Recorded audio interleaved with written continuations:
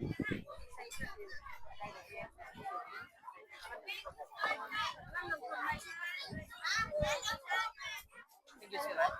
ำดิลูกน้ำแล้วเล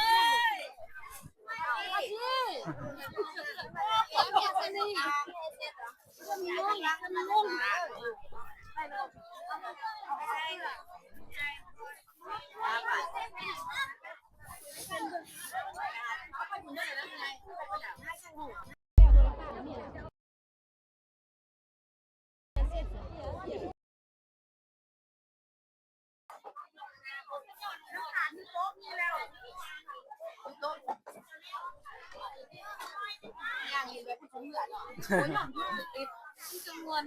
ดีแต่เอาน้ำซะก่อนเนาะยังไงล่ะน้ำคุ้ม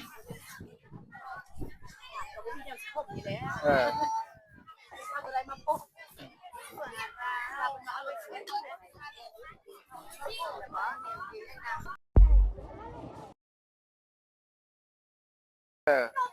ได้แต่ขึ้นเนาะ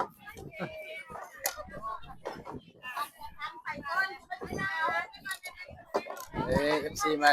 อย่าลืมเข้าไปติดตามด้วยเด้อ YouTube เขียนเขาสอนใช้ Channel